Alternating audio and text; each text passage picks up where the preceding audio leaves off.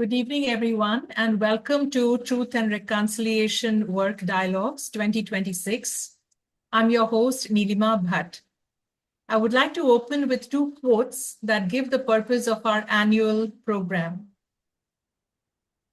Pain that is not transformed is transmitted. This is from Richard Rohr. And the second is, the past is never dead. It's not even past. This is by William Faulkner. These lead us directly into the central question: what do we need to do with what has been inherited so that we do not simply transmit it forward? Today, on 14th of August, Partition Horror's Remembrance Day, we pause to remember not only the divisions of a country, but the families, lives, memories, and relationships that were torn apart in 1947. I'm very honored to be joined by Dr. Beloo Mehra, a scholar, writer, and teacher of Sri Aurobindo's thought, whose work brings together literature, Indian civilization, and the deeper questions of consciousness and collective memory. Today, Beloo is going to share something deeply personal: memories of her parents and their experience of partition, alongside two powerful partition poems by other renowned poets, one by Amrita Preetham, which she may read first in Punjabi and then in Preetham's own English translation. Beloo has chosen to bring these memories into this podcast because she believes that speaking honestly about what has been lived and inherited can itself become part of a collective healing. So I invite all of us to hold this space with the sacredness of bearing witness. Beloo, over to you. Thank you. Thank you, Nilima and Nivedita, and for really inviting me to be a part of this very important work that you are doing, this through this truth and reconciliation movement. I'll straight away jump into what I have to share. Because some of the things are so personal, so I thought it would be best if I write them down so I don't fumble, or I don't do injustice to what I remember and the memories that I have inherited. So I'll straight away start into the notes that I've penned down. One of my favorite poems penned by the legendary writer Amrita Preetham is the one that she had written to express her deep anguish and pain over the bloody partition of India in 1947. This highly moving poem in Punjabi that was titled Aj Akkha Waris Shah Nu. To this day, it speaks of the horror that partition brought upon the people of Punjab, particularly the women. I will recite this poem in a few minutes, but first I wish to speak of one other poem.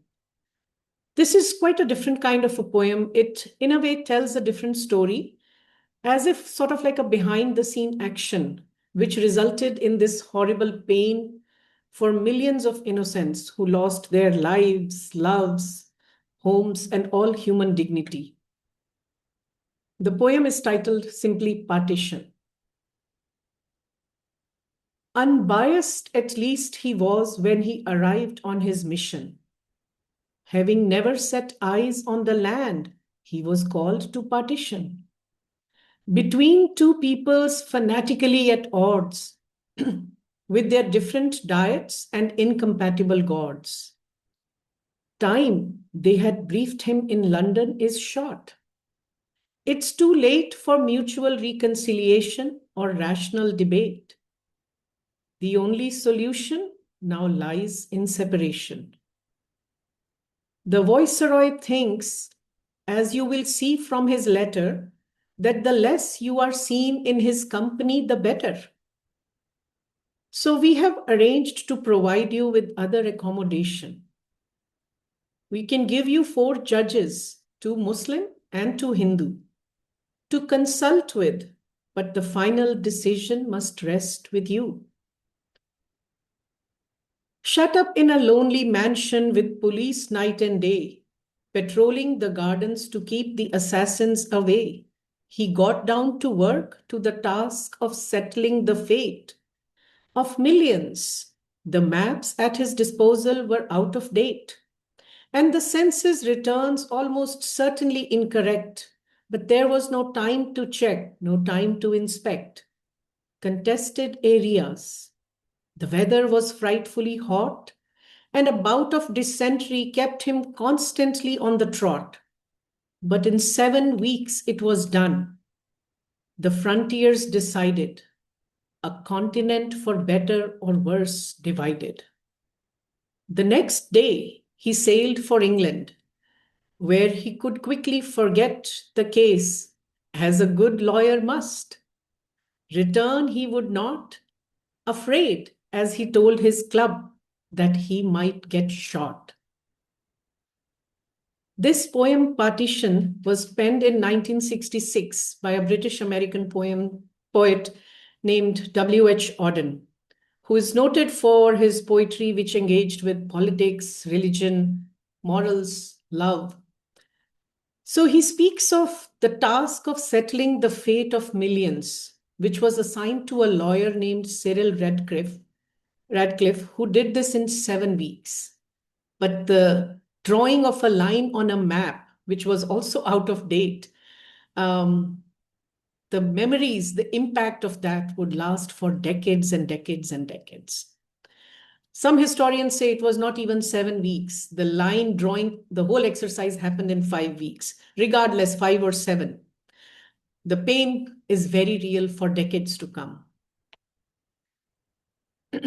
As a daughter and granddaughter of refugees from the partitioned India, which came to be known as Pakistan, I sort of grew up listening to the memories, the narratives from my grandmothers and as well as my parents. What I remember most are what my parents narrated, because that is what I would spend more time with discussing and sort of re-listening, and as they would retell. So what I've done is I've constructed two narratives, one from my mother's memories and one from my father's memories, which I will be sharing today.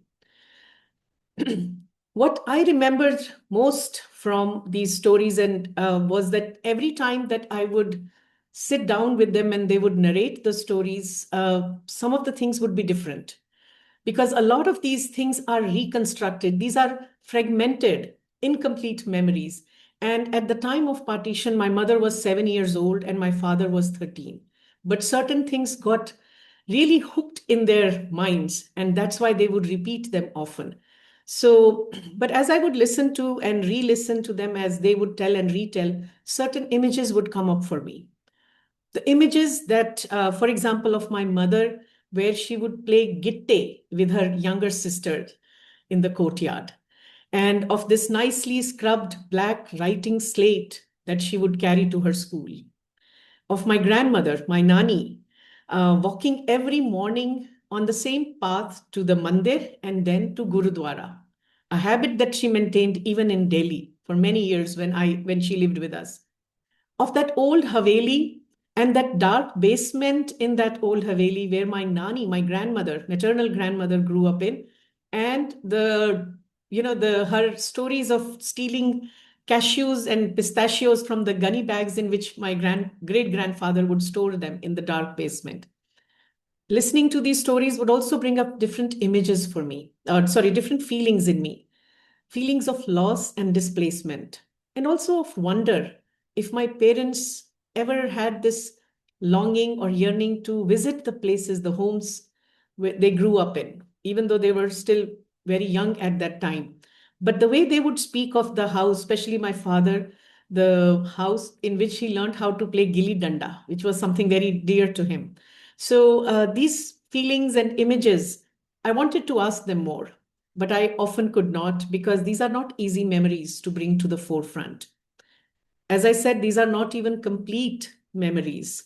So these are memories that take shape as people tell and retell. So as I also speak of these narratives, I'm weaving an incomplete and fragmented web of these constructed memories. So with that disclaimer, I want to start sharing these memories.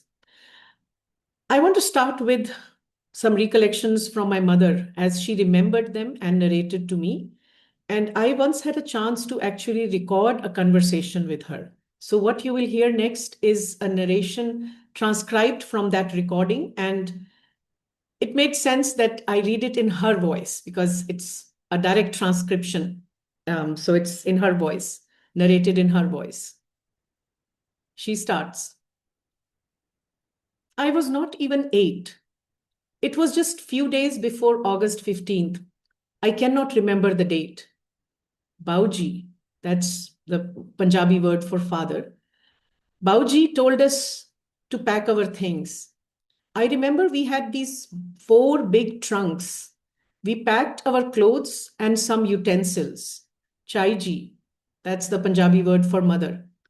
Chaiji had these big copper and brass handis that she brought with her from her father's home at the time of her wedding.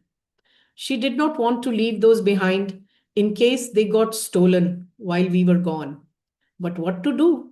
She could take only those few and smaller utensils that could fit in the trunks. After all, who was going to carry those heavy trunks? Chaiji hid some of those big brass utensils under the charpai when we left home. Bauji told us that we would be gone only for a little while and then we would return to our home.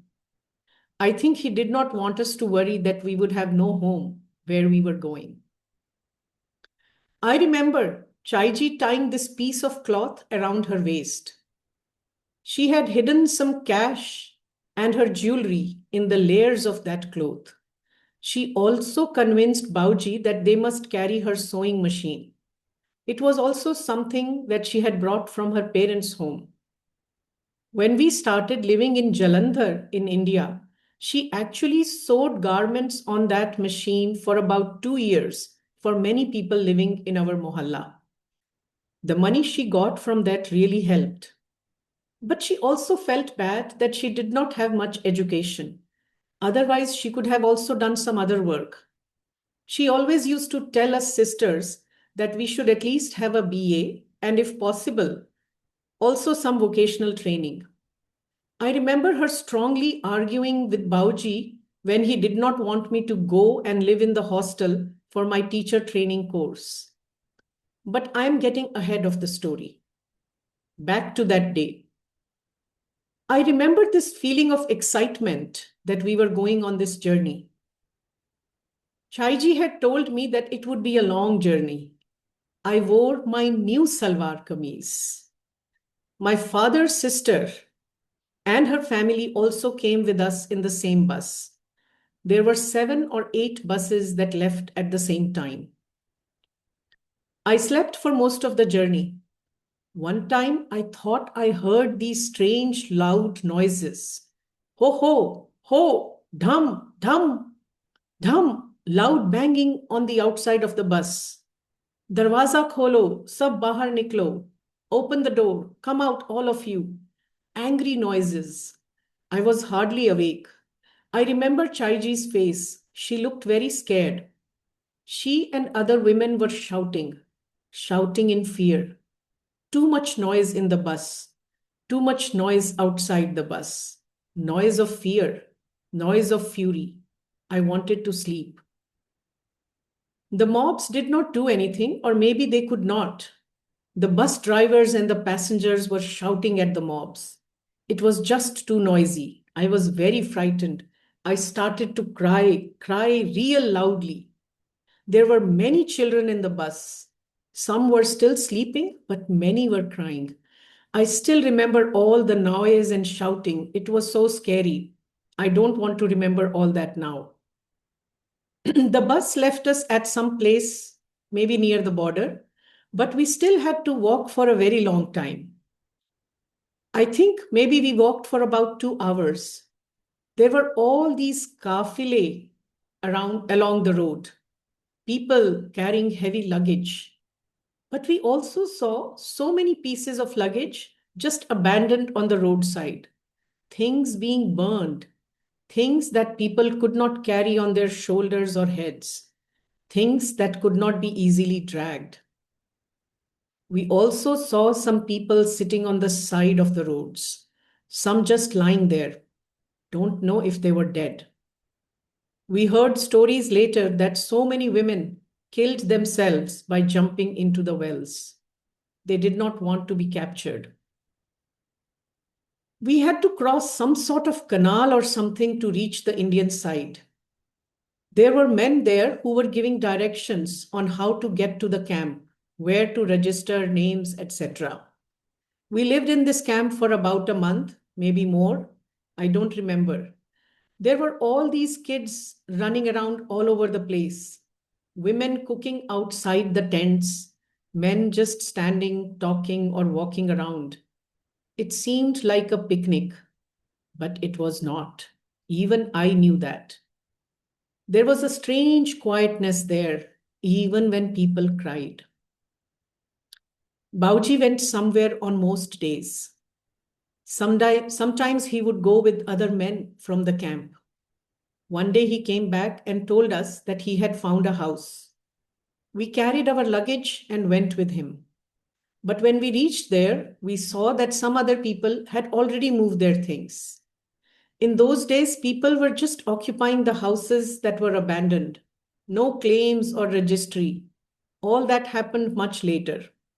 Bauji went running and found another vacant house on the same street. We just started living there. I remembered what our house looked like in Pakistan. We had 2 rooms. It was a 2-storied building, actually. All the buildings in that row looked similar, with shops below and houses above. I also vaguely remember the path I used to take to go to my school. My school was inside the Sanatan Dharm Mandir. I did not have many friends, but I used to walk to school with some other girls from our mohalla. I did not have any Muslim friends, I think, but some of our neighbors were Muslims. In those days, a lot of people kept cows at home for milk. When we were about to leave for India, Chaiji asked one of the Muslim neighbors who lived next door to take care of our cow. I don't remember anymore. From my mother's story to now my father's story. This I'm going to narrate in my voice because I've put it together from several unrecorded conversations. It was summer 1947, just a few weeks before the independence, before the partition. A small group of people with 6 young children, one of them being a boy of 13, were among the millions of families who would be forced by the dangerous and bloody times to leave behind almost everything they owned and migrate to what was to be called India, that is Bharat. For generations, this family used to think they were living in Bharat or Hindustan or India. But now India was a new nation, and where they had lived for so many generations was also given a new name, Pakistan. And they had learned that this new nation, Pakistan, was going to be an Islamic nation, and Hindus and Sikhs were not going to be safe anymore, or they would have to live under Islamic law. So they were advised by many to leave everything and migrate to New India, which was truly their homeland. This particular family's intended destination was an ashram near the holy town of Haridwar. The reason they decided to go to this ashram was simple. This was the only place in what was a foreign country to them that the grandfather in the family could call home. This was the place where the family would literally take ashray, refuge, from the treacherous journey across the border, refuge from the horror of those times. Here they lived for almost 7 years till they could afford to build a home for themselves. In this ashram lived a saint who was the guru for my great-grandfather. The 13-year-old boy grew up and became my father, who for a long time remembered those first years he spent at the Avadhut Mandal ashram near Haridwar. But what I want to share today is that one scene which he had narrated several times, He and his older brother walking to the railway station for several days in a row, sometimes twice or thrice during the day. You see, while the rest of the family had made it safely to Haridwar, my grandmother had yet to arrive. She was a young widow, widowed at the age of 30 or 31 when my father was only 6 months old. After losing her husband, she received no financial support from her in law's side of the family and practically raised her 4 children by herself and with support from her younger brothers. She was what I would call as the grand matriarch in her parental family, only educated up to grade 3, but a highly intelligent and strong woman. I've often spoken of her as my first teacher in feminism. So, when the partition and forced migration to India became an unavoidable truth for her, she knew what financial troubles lay ahead. So, she sent her children packing with her brothers' families and insisted that she was going to try one more time with her husband's family and get at least some portion of what she thought was her due share in the family wealth. She knew she would need money in the new land. Well, her in law's family did not budge, but in the meantime, she could not travel to India in time. And then the news started to arrive. The news of those bloody trains, of train compartments full of dead bodies, of refugees escaping from Pakistan. The news had also reached the ears of my father and my uncle, who were now living in that ashram near Haridwar.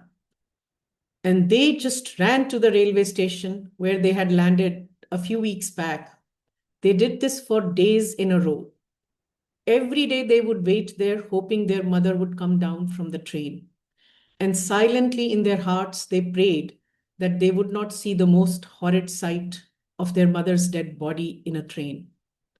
Without saying a word to each other, the two teenagers would just stand at the station, waiting for a train to arrive, and their eyes searching in the crowd for that familiar face, that familiar pair of eyes. They would push back their worst fear and simply pray hard. And their prayers worked. My grandmother arrived in one of those trains which was spared. During one of our conversations about his childhood, my father once hesitatingly spoke of seeing a few of those compartments. I did not have the heart to ask him if he or my uncle searched in those compartments, but I did not need to. His eyes and his silence were quite telling. The researcher in me will never be sure of the answer, but the daughter in me knows, and even knew back then. What he had shared with me took a lot of courage to uncover those tough chapters of his lives, to turn those pages of his memories, which he would rather forget. And now I cannot ask them more. Their memories are also gone with them. But now I go back to that Amrita Pritam's poem with which I started, Aj Akha Waris Shanu. And just to give a little background as to, especially for those who may not be familiar with this writer and her work, she was sort of like the doyen, the grand dame of Punjabi literature, a recipient of 1956 Sahitya Academy Award. She authored more than 100 works. One of her most well-known novels is Pinjar, meaning skeleton. The novel was published in 1940, and it presents a moving story about how conflicts between communities, between nations, are so often brutally and mindlessly played out on the bodies and identities of women. Just a brief about this novel before I read the poem. They are both connected, though the poem is not part of the novel. This novel Pinjar is really considered one of the outstanding works of literature that is set during the period of partition. And it's really about the plight of women during that time. The novel revolves around the story of a Hindu girl named Puro, who is abducted by a Muslim man, Rashid. And when she manages to escape from her kidnapper's home, Her parents refuse to accept her because now she's defiled, and their family honor prevents them from taking her back. This novel was also adapted into a Hindi film in 2003, which is just as equally moving. Now, the poem that I'm about to read was written by Amrita Preetham, or rather, it was sort of the birth of that poem happened during a train journey. And in her own autobiography, Rasidi Ticket, the translation of that would be the revenue stamp, she had written a small note about how that poem dawned on her. I'll share that as well. But this poem is addressed to an 18th century Punjabi Sufi poet, Waris Shah, who is well known for his retelling of an old Punjabi folk tale of love, Heer Ranjha. He almost sort of gave it a mystic quality to this folk tale of love and yearning. And in this poem, he speaks of the angst and tears of this one girl named Heer, who had cried so bitterly because she was not allowed by the society to be with her beloved Ranjha, because they came from two different communities, not necessarily two different religions, within the same religion, two different communities. The story, as many of the epic love stories are, they end in tragedy with the lovers dying in each other's arms. So this poem that Amrita Preetham wrote is an appeal to Waris Shah. It's a call to him to rise from his grave and to hear the horrid cries of so many girls and women of Punjab. So I'm going to first read it in Punjabi because there is something much more true in my understanding to hear it in the actual language in which it was first composed, and then I'll read her translation as well. Aj ਅੱਖਾਂ ਵਾਰਿਸ ਸ਼ਾਹ ਨੂੰ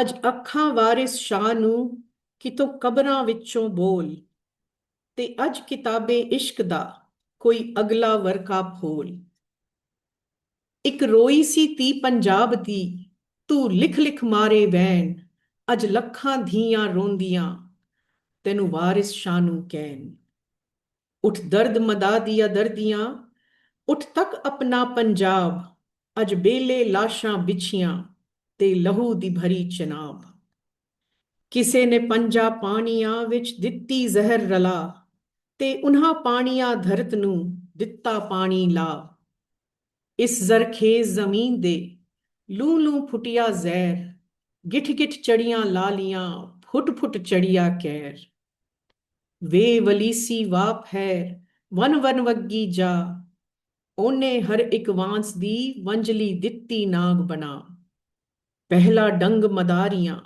ਮੰਤਰ ਗਏ ਗੁਆਚ ਦੂਜੇ ਡੰਗ ਦੀ ਲੱਗ ਗਈ ਜਨੇ ਖਨੇ ਨੂੰ ਲਾਗ ਲਾਗਾਂ ਕੀਲੇ ਲੋਕ ਮੂੰਹ ਬਸ ਫਿਰ ਡੰਗ ਹੀ ਡੰਗ ਪਲੋ ਪਲੀ ਪੰਜਾਬ ਦੇ ਨੀਲੇ ਪੈ ਗਏ ਅੰਗ ਗਲਿਓਂ ਟੁੱਟੇ ਗੀਤ ਫਿਰ ਤਕਲਿਓਂ ਟੁੱਟੀ ਤੰਦ ਤ੍ਰਿਨਜਣੋਂ ਟੁੱਟੀਆਂ ਸਹੇਲੀਆਂ ਚਰਖੜੇ ਘੁੱਕੜ ਬੰਦ ਸਣੇ ਸੇਜ ਦੇ ਬੇੜੀਆਂ ਲੁੜਨ ਦਿੱਤੀਆਂ ਰੋੜ ਸਨੇ ਡਾਲੀਆਂ ਪੀਂਗ ਅਜ ਪਿਪਲਾਂ ਦਿੱਤੀ ਟੋਰ ਜਿੱਥੇ ਵਜਦੀ ਸੀ ਫੂਕ ਪਿਆਰ ਦੀ ਵੇ ਉਹ ਵੰਝਲੀ ਗਈ ਗੁਆਚ ਰਾਂਝੇ ਦੇ ਸਭ ਵੀਰ ਅਜ ਭੁੱਲ ਗਏ ਉਹਦੀ ਜਾਚ ਧਰਤੀ ਤੇ ਲਹੂ ਵਰਸਿਆ ਕਬਰਾਂ ਪਈਆਂ ਚੋਣ ਪ੍ਰੀਤ ਦੀਆਂ ਸ਼ਹਿਜ਼ਾਦੀਆਂ ਅਜ ਵਿੱਚ ਮਜ਼ਾਰਾਂ ਰੋਣ ਅਜ ਸਭੇ ਕੈਦੋ ਬਣ ਗਏ ਹੁਸਨ ਇਸ਼ਕ ਦੇ ਚੋਰ ਅਜ ਕਿੱਥੋਂ ਲਿਆਈਏ ਲੱਭ ਕੇ ਵਾਰਿਸ ਸ਼ਾਹ ਇੱਕ ਹੋਰ ਅਜ ਅੱਖਾਂ ਵਾਰਿਸ ਸ਼ਾਹ ਨੂੰ ਕਿਤੋਂ ਕਬਰਾਂ ਵਿੱਚੋਂ ਬੋਲ ਤੇ ਅਜ ਕਿਤਾਬੇ ਇਸ਼ਕ ਦਾ ਇੱਕ ਕੋਈ ਅਗਲਾ ਵਰਖਾ ਫੋਲ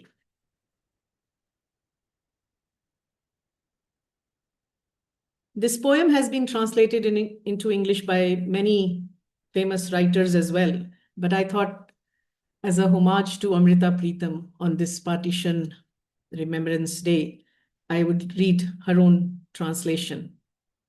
It's titled To Waris Shah. Speak from the depths of the grave to Waris Shah, I say, and add a new page to your saga of love today. Once wept a daughter of Punjab, your pen unleashed a million cries. A million daughters weep today. To you, Waris Shah, they turn their eyes. Awake, decry your Punjab, O sufferer with those suffering. Corpses entomb the fields today. The Chenab is flowing with blood. Mingled with poison by some are the waters of 5 rivers, and this torrent of pollution unceasingly covers our earth. And heavy with venom were the winds that blew through the forests, transmuting into a snake the reed of each musical branch. With sting after sting did the serpents suppress the voice of people. A moment so brief, and the limbs of Punjab turned blue. Threads snapped from their shuttles and rent the songs at the throat. Silenced was the spinning wheel's hum. Severed from their gatherings the women. Branches heavy with swings cracked from peepal trees. Boats laden with trappings, loosened from anchors to sink.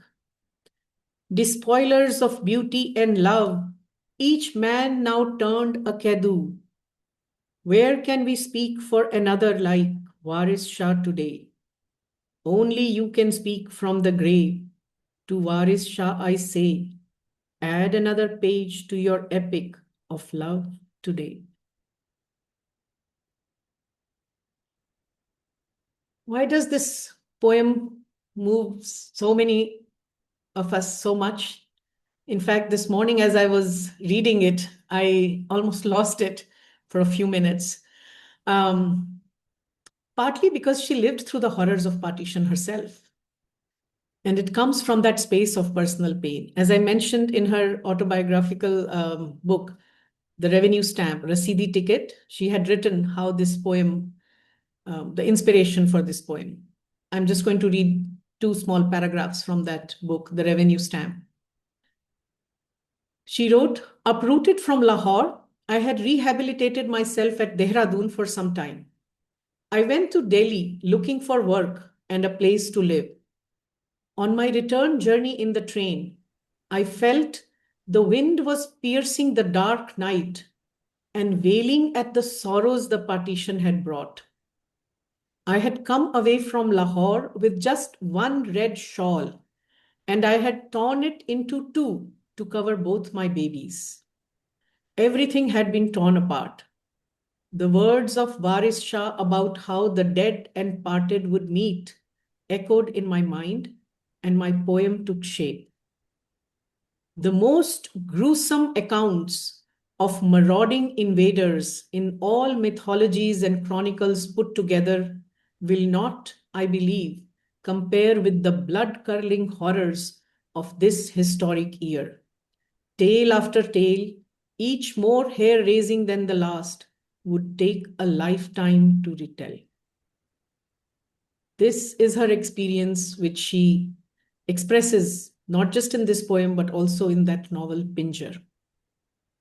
So in her poem, she reminds us of the power of love.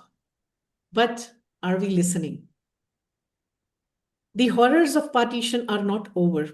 The poison has spread its wings in many ways. The problem of Kashmir Valley is also closely connected with partition, something we have yet to squarely confront. The same argument which was applied to justify partition led to the problem of separatism and terrorism in Kashmir Valley. The very idea that religion must be the basis of nationhood. Religion as the basis of national identity, this falsehood became the basis for the bloody partition in 1947, which, as we know, left millions dead and many, many more millions displaced.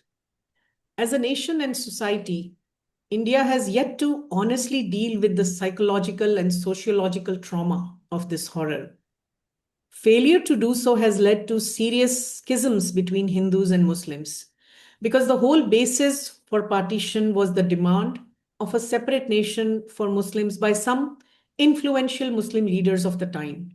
The exodus of Kashmiri Pandits in late 1980s up to early 1990s only added fuel to the fire that had been simmering under the outer facade of platitudes such as composite culture, Ganga Jamuni Tehzeeb, etc., words that sound good but fail to live up to their true meaning. Nothing sustains if truth is left out. So here is some truth. From times immemorial, this Punya Bhumi of Bharat has had very many religions, diverse groups of people practicing diverse approaches to worship the divine.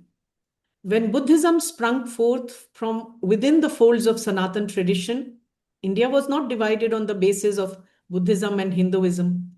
When Jainism came, there was no such division. If religion is to be the basis of nationhood, every country should be divided. Sri Aurobindo had outright rejected this theory of religion-based national identity. As we celebrate 79th Independence Day, we must recognize that Indian polity can no longer afford to shy away from dealing with such difficult chapters of our modern Indian history. We can no longer refuse to see facts staring in our face and pretend that love can conquer all when thousands of Kashmiri Pandits who were banished from their homes right before the eyes of all national and international media continue to live in refugee camps in their own country. We must not ignore the fact that decades of political calculations based on religious appeasement has added much fuel to the fire of fundamentalism. India's history is a testament that even prior to independence in 1947, many notable politicians had taken the politics of flattery to absurd extremes. Almost, I'm rephrasing Sri Aurobindo's words, politics of flattery. Such appeasement politics created strong resentments on one side and an even stronger sense of entitlement and arrogance on the other. This eventually led to the partition. This kind of absurdity of appeasement-based politics and policy making continued in the modern independent nation state of India as well for many, many decades, which resulted in making the division even harder and bitter. Sri Aurobindo had cautioned amply that this kind of appeasement politics was going to create deep fissures in the Indian society. In a conversation in 1926, 1st August, he referred to these appeasement policies as false diplomacy and attempts to patch up a unity by giving too much importance to a specific religious minority, and he warned that this would lead to growing interreligious divisions in the polity.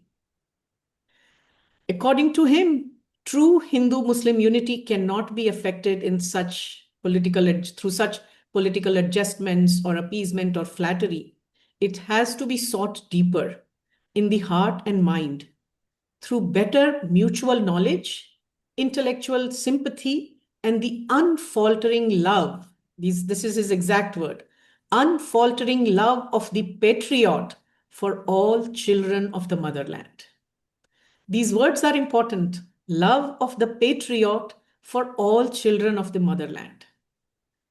This love of the patriot is possible only if we all can rise up to see Bharat as our Punya Bhumi, as our Karma Bhumi, in whose lap we live, grow, prosper, and whom we adore as living, breathing mother. Such love is not going to be possible through flattery or appeasement, or by one side giving up what it holds as its sacred heritage. If love is to be the basis of real healing and real reconciliation, only truth can be the basis of real love. And I want to quote one more letter of Sri Aurobindo dated 14th April 1936 about this very issue, where he says that I see no reason why the greatness of India's past or her spirituality should be thrown into the waste paper basket in order to conciliate the Muslims who would not at all be conciliated by such a stupidity. So even the appeasement kind of thing by throwing away what, for example, what Hindus hold dear is actually a stupid act in his view. And elsewhere, he had written about something that I feel is deeply valuable to reflect on. He spoke of a triple harmony of love, wisdom, and power. That is the kind of love that integrates wisdom and power in it, can be the basis of true healing, true reconciliation, and true unity moving forward. So, this is what he wrote. Our love must not make us weak, blind, or unwise. Our strength must not make us hard and furious. Our principles must not make us fanatical or sentimental. Let us think calmly, patiently, impartially. Let us love wholly and intensely but wisely. Let us act with strength, nobility, and force. If even then we make mistakes, yet God makes none. We decide and act. He determines the fruit, and whatever He determines is good. So I'll pause here, and I thank you all for your lending me your ears and patient listening. Thank you. Thank you, Beloo. Just going to take a moment to allow the listeners and to allow you to harmonize all that you have shared. Even as I was listening to you, there were all sorts of sensations, uncomfortable, moving through me. So much pain, so much horror. And we don't want to re-traumatize ourselves. This is part of the work of truth and reconciliation, that to take on only as much as your system can bear, your nervous system can bear, and then to allow it to settle somatically. And then do the work of not putting it back as trauma that arose from within you in resonance with what you heard, but to allow it to be processed so it can be put back in some sort of a healed way. So I hope we have a few questions that can get us there and help us leave a little more reconciled based on all that you have shared. You brought us into partition through the intimate memories of your parents. What becomes possible when these personal stories enter our collective remembering? Is there something we can understand through one family's experience that history books and statistics cannot give us?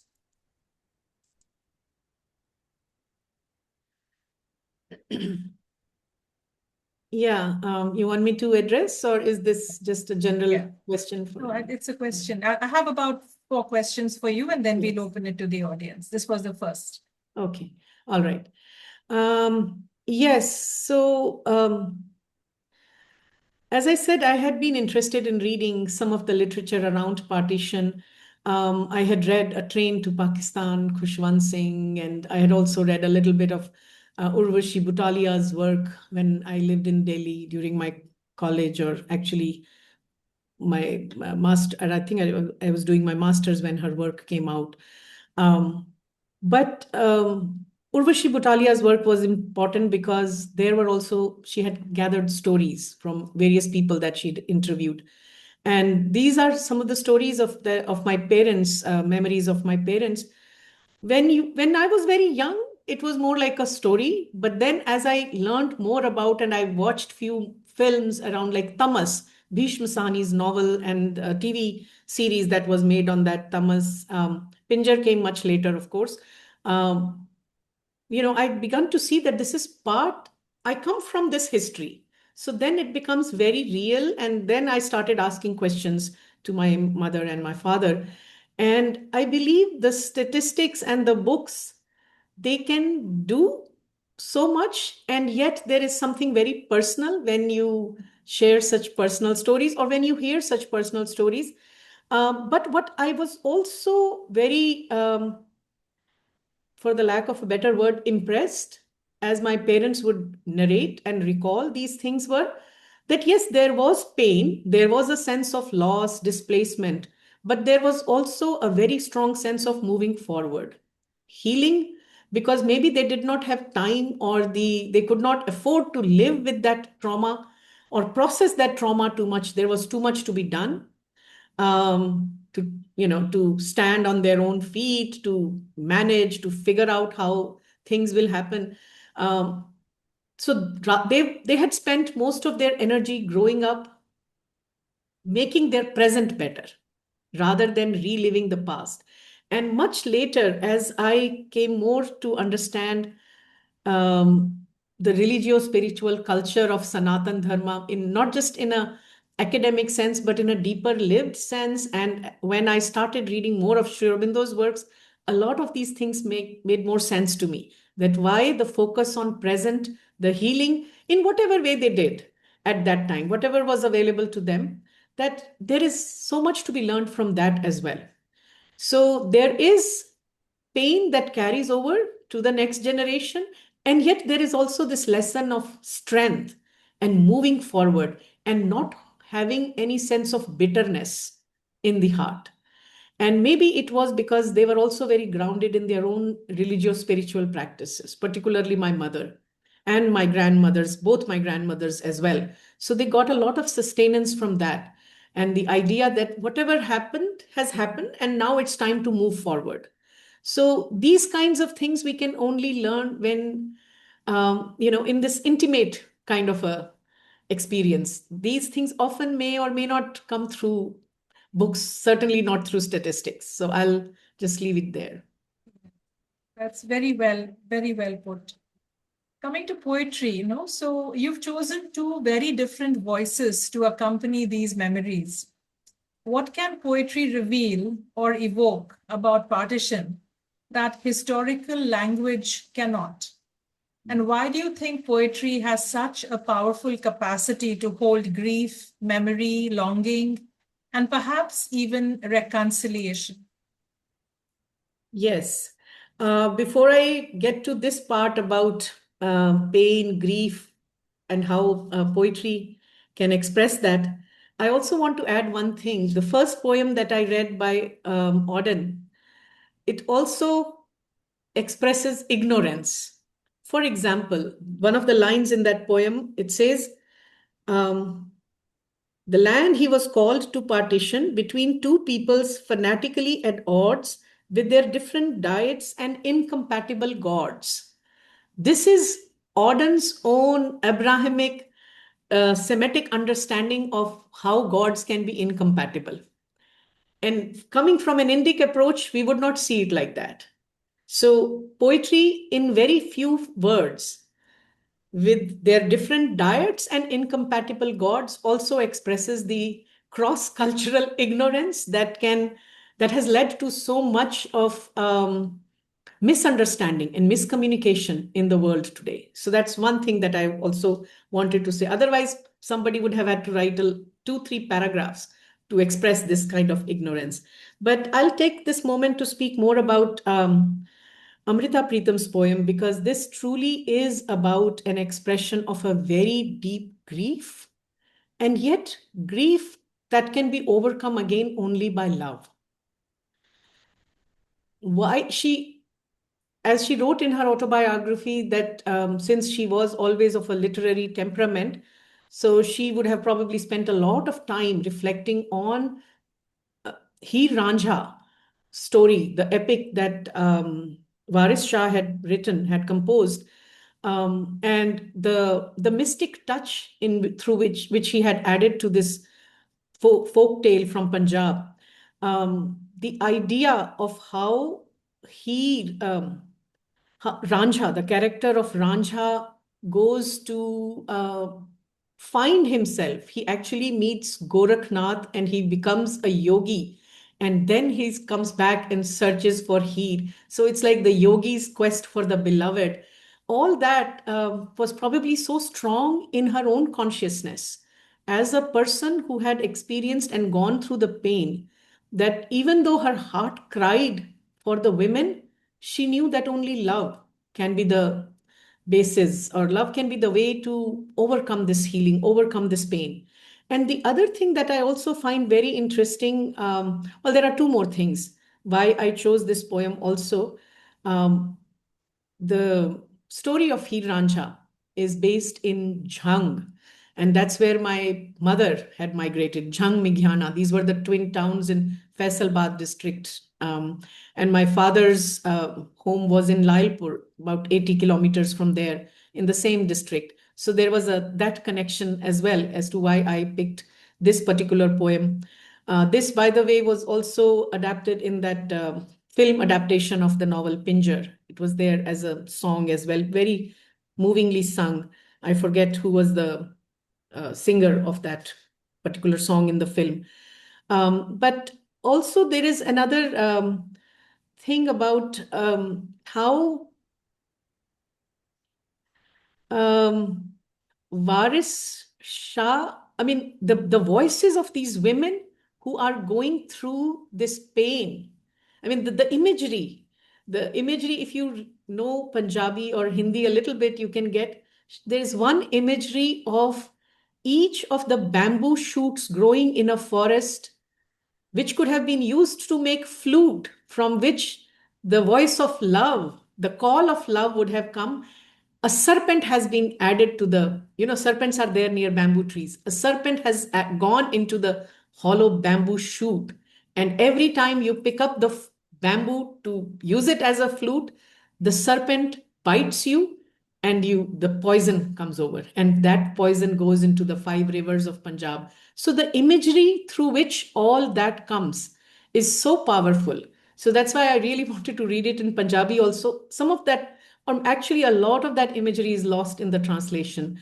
There is another image she gives of the bridal beds being used to make boats, which would now float in the river to take the refugees, to take the migrants.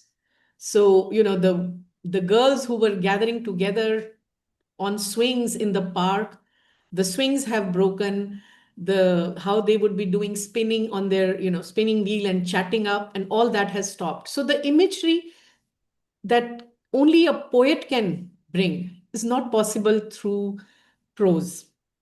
And as Sri Aurobindo says, the poet's first work the poet is first who sees, and the first job of the poet is to make the reader, the listener, see what is happening. So in that context, I think poetry becomes a very, very powerful means to express something so profound. Thank you. And this thing of, poetry that helps us remember. So you've chosen to share these memories more widely because you feel that honest remembrance can contribute to collective healing. 79 years later, what do you feel remains unfinished in our remembering of partition? And what might become possible if we can remember not only the horrors, but also the humanity and interconnectedness of those who lived through them? Yeah. Yes. And I think this is, I've heard this argument from some that ever since August 14th was declared as Partition Horrors Remembrance Day, that is it an attempt to inflame ill will, or even, sow bitterness in people's consciousness? But I think that is reading things in the wrong way. I think the more we can honestly remember and come to a shared understanding that, yes, there is this pain. Let the pain be expressed, but pain is not what identifies me today, or for the last so many years. So I started listening to these stories when I was old enough, 12, 13, 14, right? My mothers and my father had gone through much of their life by then. They had studied, they had been working, they had made a family. They had made a home for themselves. Both their fathers had gone, but their mothers, they were taking care of their own mothers and their siblings and things like that. So I had seen them doing everything that families do, that people do to raise children. So by by remembering these things and sharing this, I'm not defining them or myself through this, that it is just one aspect of so many memories that I have of them. But since this is the context in which we are talking about it, that this is also part of my story. But what I also remember is sitting at the one of the ledges that we have in Sri Aurobindo ashram, and very, very quietly, because we are not allowed to speak there, speaking to one of my teachers. The first time I had read Sri Aurobindo's statement, which is there in the 5 dreams that he had shared on August 14th. That was broadcast on All India Radio on August 14th, 1947. Partition must go. And I asked my teacher, how will that happen? And he said, well, we need to go out and have a long discussion on this. So, as someone who had heard these stories, I never knew that there is a possibility of transcending so much of pain and grief, not just at individual level, but even at collective level as a nation, which only a rishi or a Mahayogi like Sri Aurobindo can envision. So, by bringing this out, we just put this in the context of that larger vision. And I tell you, Neelima and others as well, my discussions with my teacher around that dream of Sri Aurobindo and the idea, and then he pointed me to, you read this, read this, read this, really helped me process the pain in my own way. I never had a chance to really discuss it with my parents, but that because that's not where they were at that point. They were dealing with many other health issues, growing old and things like that. But I came to that conclusion again, that we need not shy away from this, and yet we need not let it define us. So in that context, it's taken me a long time to bring this out in public like that, but I think it's important to add a voice. There is, by the way, another archive, right? Many people have started on 1947 partition memories. So I think the point is to move beyond that ill will or whatever little bitterness to a more healing, reconciliation kind of thing that you were talking about, but on the basis of truth, not on the basis of hiding away some of the uncomfortable truths and facts of our experience. So, yes, the whole idea of restorative justice, there cannot be any reconciliation without truth and restorative justice. And that brings me to my last question for you. Maybe the answer lies with Sri Aurobindo. So you have brought in Sri Aurobindo's perspective on Hindu-Muslim reconciliation, not through political appeasement or the suppression of difficult truths, but through a deeper recognition of what is true and what is needed for genuine unity. How does Sri Aurobindo help us think about reconciliation differently? And what might his vision offer us today as we try to heal the wounds of partition without either denying the truth or remaining imprisoned by it? yes, that is the crux. So I mentioned Sri Aurobindo's 5 dreams. The dream that he lists at number 5, I have reflected on this and I've talked to some of my teachers as well. And in many ways, that is the starting point. So in his first dream, he says, India is free but not united. This partition must go and will go, and by whatever means necessary, we need to figure out ways how to work together and come to a reconciliation, because he cautions that if that does not happen, there is always not just a danger of civil war, but also another foreign oppression or suppression. So that's very important that as a subcontinent, we somehow come together It may or may not be a political unity, but it has to be a unity in the sense what Mother says, that the soul of India is indivisible. So at that level, and then through some outer forms, some sort of collaborative work will happen. But ultimately, it is the fifth dream without which even this is not possible. And that fifth dream is about evolution of consciousness. Without rising in our consciousness at the individual level and at the collective level, no sustained unity is possible. It could be like a patch up kind of thing. It may stay, or it may be a mechanical unity enforced by some outer machinery, outer systems, or outer needs, geopolitical needs. But to sustain it, only an inner change in consciousness is the key. So that is the ultimate solution. And Sri Aurobindo says if that is not the solution, there is no other solution. So rising in consciousness, recognizing that at the deepest level of truth, there is only oneness, and all the outer differences are expressions of that oneness, not to be diluted, not to be eradicated, but to be harmonized as like beautiful colors of that one, big mandala of the existence that we are a part of. That sounds easy. That sounds good, but the work is real. The process is real. The effort, the real work is an inner work. The outer work is important, but the outer work gets strengthened if it is accompanied by the inner work by each one of us. So, learning, reading, all those things can help, but inwardly feeling that oneness at every step of the way, that is the spiritual work. So, it is a spiritual solution. That is the only solution. And India will have to do it because India, Mother said, is the battlefield for such kinds of conflicts. And that's why India's problem is much more difficult than many other nations. We have to work through these things, not just for our own sake, but for the sake of the world and humanity. So evolution of consciousness is the key.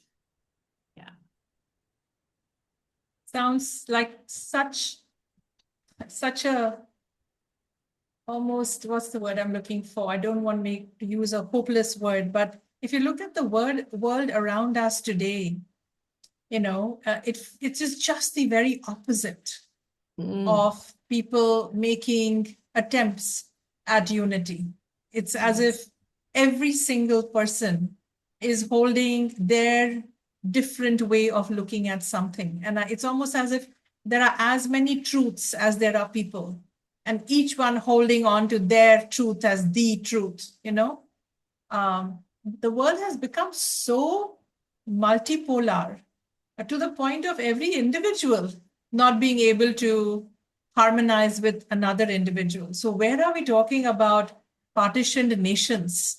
Finding the kinds of leaders who would be able to lead us out of partition and into some sort of a reconciliation and collaboration. So this is,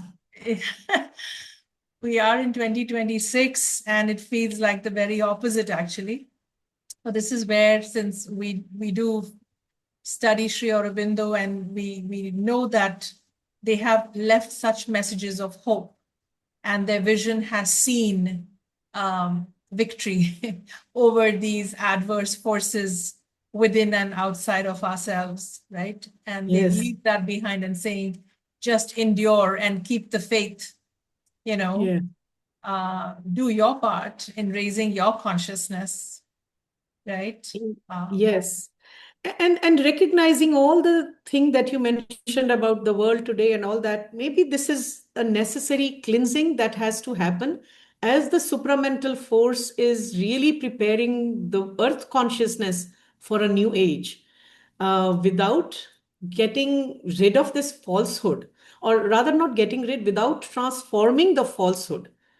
So when we speak of asato ma sadgamaya, it is not about um, letting go of the darkness or untruth and walking toward or aspiring toward the truth. It is also about transforming the or finding the truth in the falsehood, which is hiding in the falsehood. So some of this, I think the more we begin to see this as work in progress, cleansing in progress, the more hopeful we can remain and focus more on our inner work rather than get too carried away by things that are fleeting.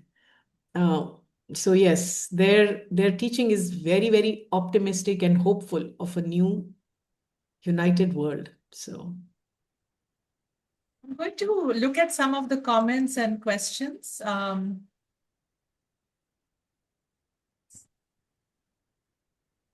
Shanta says, every time you pick up a flute, a serpent comes out. What an imagery. Thank you, Beguji, for such an absorbing talk. You made us become a part of your experience.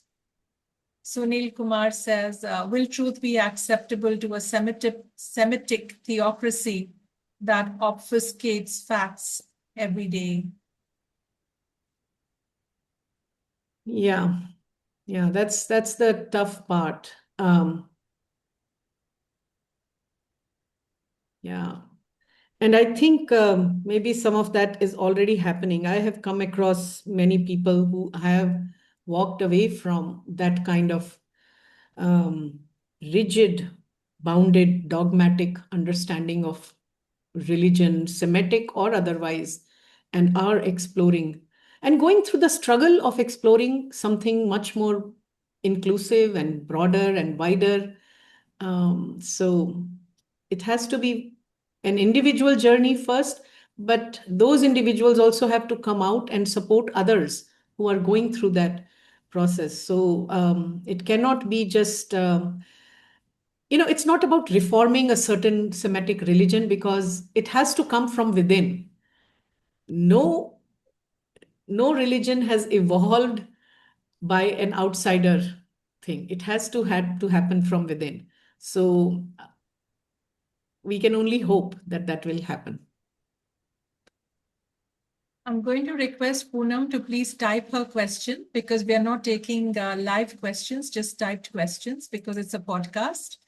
Dinesh says, thanks for a well-structured and well-thought talk. I believe beyond seeing personal and collective pain and ability to see it as is without pain defining us, in my humble opinion, there has to be an attempt to concretize learning both at individual and societal level, that we cannot let a similar thing happen again.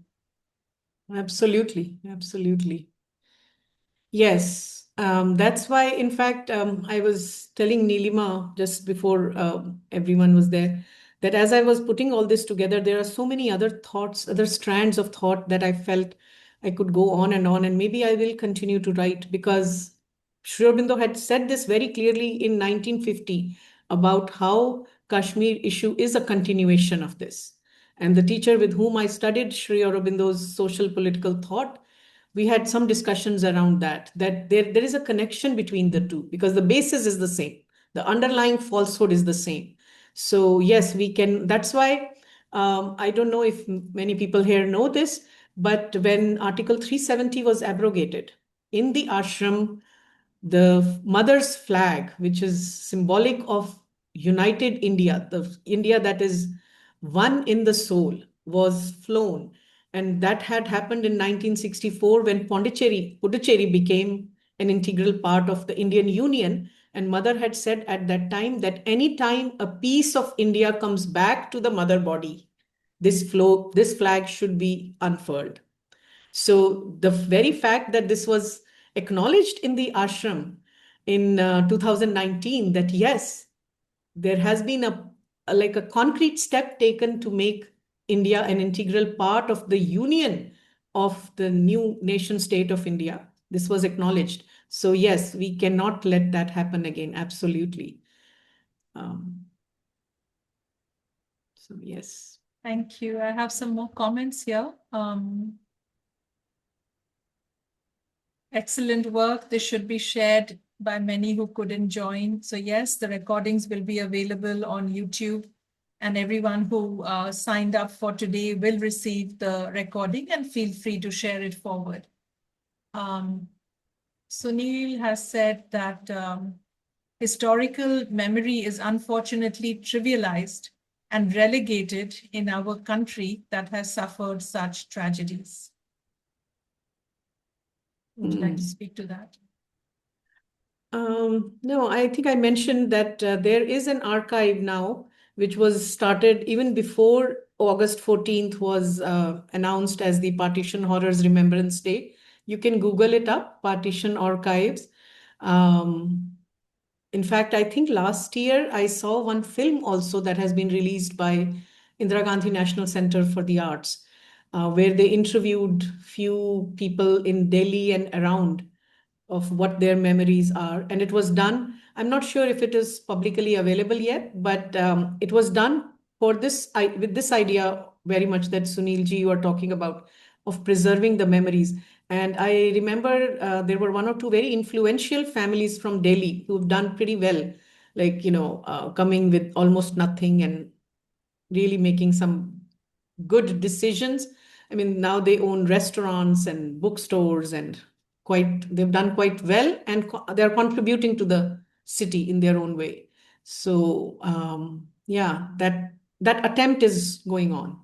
But we also have to understand we come from a tradition where we are also asked to transcend our history and our memory, because some of it can also be a cage, a prison, and we need to move forward. That's why, in Mahabharata, there is a reference of his memory being a prison, which can bring pain. So we need to understand our tradition also emphasizes transcendence. So that is also probably there. But that does not mean that we need not record or we need not speak of our stories, because if we won't, then others will tell our stories. So Yes. yeah. No, I've written a book called, this is my third book, called Healing Leaders, 7 Steps to Recovery of Self. And as part of that is the idea that we have to heal ourselves. And there are 3 ways to tell the story of your life or what happened to you, whether to you or to your community. The first is to tell it like the victim, like what happened and you were the victim. The second is to tell it like the hero, which is like, oh, this terrible thing happened, but look at me, I survived and, I overcame. And there's a third way, which is perhaps the most reconciling way and the most mature way. It's supposed to tell it like the learner of your life, which is to describe what happened, not be a victim of life, and not let it define you, but not also turn yourself into the hero and aggrandize yourself, and to hold that with humility, hold the story with humility. But most of all, to learn not why did this happen to me or to us, but why may this have happened for us or for me?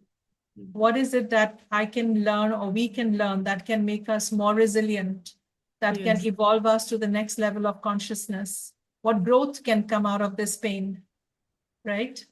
So I think this whole work around truth and reconciliation that we do every year is really a small attempt that if each citizen did this little inner work, they leave the world a little less traumatized because they have sorted it out inside themselves and they have grown their consciousness through the journey of their own healing. I thought I should offer that. And Mr. M.K. Bhaskar says, let us remember that Sri Aurobindo said that partition must go and will go.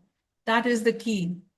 Will go, which means that the divine has put his will and we need to have faith. So I think that's a good way to close on today's call. Beloo, thank you so much. It's been absolutely, I don't even have the right word. It was very heart-opening, very poignant, very real to listen to you, to have a session that was adbhut in that sense, And when we can bear witness to someone's truth, we are healed as well. Thank you. Thank you for giving me this, inviting me. And it was really that wonderful meeting last week, and it just happened. So I'm very blessed to be able to share. And thank you to each and everyone who shared their thoughts, and to all the participants for attending and for listening. Thank you for doing such excellent work, Neelima. Please continue, and let's, as Bhaskarji says, let us all move with the faith that unity is the truth. And Sri Aurobindo said, only human imbecility will not let it happen. So let's not be imbecile and stupid, and let us aspire for unity with full faith. Thank you. Thank you. Thank you so much, Beloo. Thank you, our wonderful audience. And please keep in touch on this platform. We are on YouTube. We are on all social media. Please continue to be in touch on this work. Jai Ma, and Jai Ma. May this day serve its highest purpose, the 14th of August, Partition Horrors Remembrance Day. Yes, thank you. Namaste.